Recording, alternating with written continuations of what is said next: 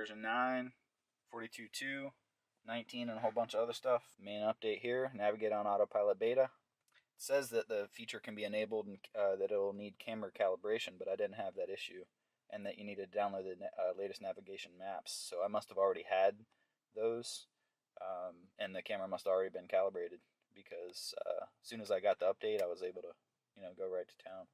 First thing that's going to happen is navigate on Autopilot's going to be there. It wasn't there before, and you actually have to activate it. When you activate it, you're going to get a new waiver for beta that basically says that you're fully responsible and you must keep your hands on the wheel.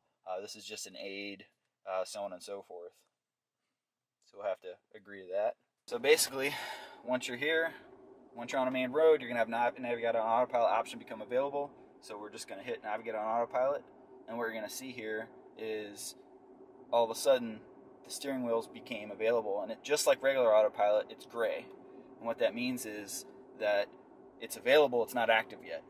So that means it'll take 64, Interstate 64, to Route 29, and get off of 29 and get onto this Leonard Sandridge Road, all on navigate on Autopilot. That's what we're hoping. So we're going to test it out. Alright, so now we're basically hitting the on-ramp onto the interstate, and we'll be able to test out the first portion of navigate on Autopilot.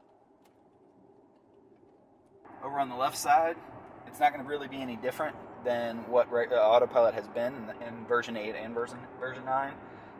But as soon as we're on the road here, we're going to double tap, activate Autopilot, which is also going to activate navigate on Autopilot.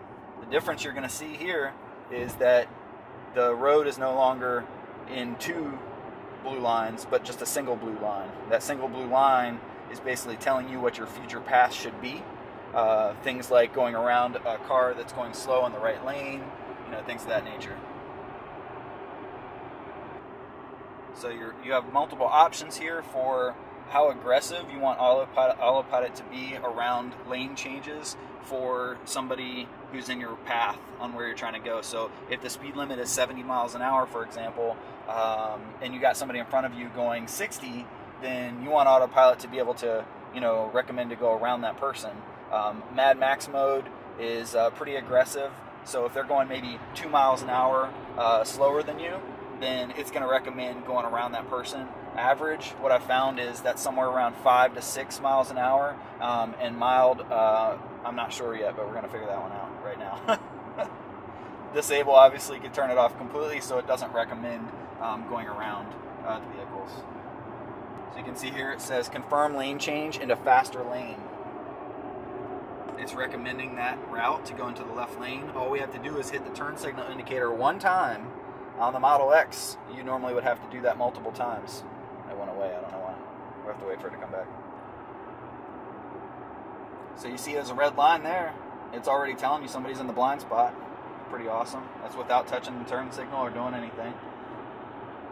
That's kind of cool little animation. Alright. One tap of the turn signal, and you turn it off. It's going to make the change, and then it's going to cut the turn signal off for you. So one thing I've also found is that it's not going to put you back in the right lane based on, just common courtesy. The fact that you should only drive in the left lane if you're driving faster and to pass. It's not going to say, hey, get in the right lane just because.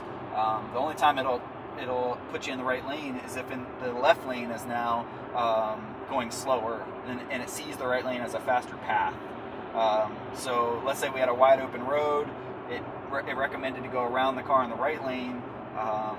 It'll keep us in the left lane forever if we want. So, or if we don't tell it otherwise. So I imagine in the future that's something that will come with improvements of the updates. But as of right now, it will absolutely keep you in the lane that you went to that's for the fastest path. If I want to go back into the right lane now, I have to, actually tell it to go to the right lane outside of what Navigate on Autopilot has decided. So one more thing to mention is that, right now you do have to hit the control to activate the turns, but got a lot of folks asking, well, that's the same as it's been, which is kind of true, but you would have to lock the turn signal into place and then actually disengage it, at least on the S and the X. I believe it's different for the Model 3. However, in the future, you're not going to have to touch it at all. So this is basically the first iteration of Navigate on Autopilot, and future things are going to build on top of it. Future transitions, this is just the first update, and already it's able to take on off-ramps in most cases and transition on certain highways. You do have to acknowledge the turn, but according to Elon Musk's latest tweet, I believe it was 1 day ago, he said that after 10 million miles on the neural net, on the network for Tesla, after all the cars have operated in 10 million miles, you're going to be able to actually do that. You're going to see upcoming lane change, and that's basically seeing that we're a mile away from the next lane that we need to go on. So it's going to ask over here to get in the right lane because we're in the left lane. So we're going to give it one tap there. It's going to go ahead and move us over, all on its own, as you can see. And we're about a half a mile away from this lane change. It's automatically slowing down, even though we have plenty of room for the car in front of us, but it's basically getting us prepared for the transition to the off-ramp on this particular road. I did not turn the turn signal on, it turned the turn signal on. Got us into the off-ramp, and it's now going to take the exit on its own. Like that, right?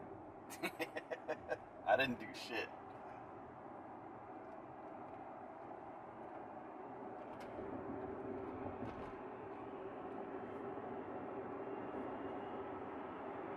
It's recommending to get in the middle lane, so we'll go ahead and do that.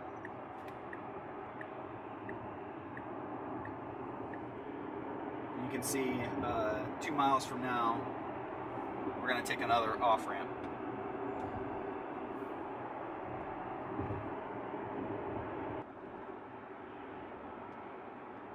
Upcoming lane change to the right to get onto Leonard Sandridge Road.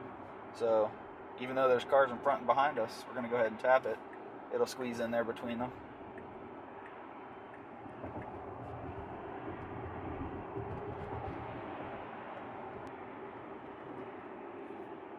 And this guy here did not yield. Car did fine. What's up, guys? This is Jeremy V with E.V.E. Rentals. We're at rentthefuturenow.com, operating on the Turo platform. Hope you enjoyed the video. Wanted to go over a few things that weren't in a lot of other videos. All the related links are also in the description. Have a good one.